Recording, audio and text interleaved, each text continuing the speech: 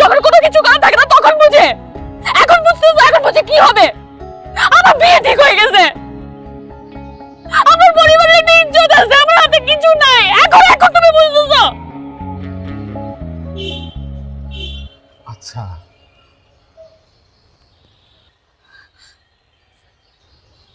Okay, thank you সত্যি কথাটা বলার জন্য।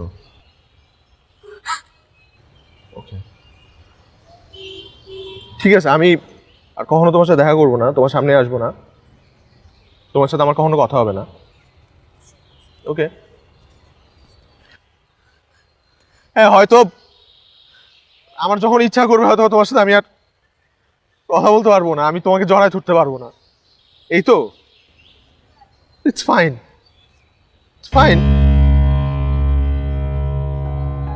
তোমাকে ছাড়া মরে তো আর যাবো না, তাই না?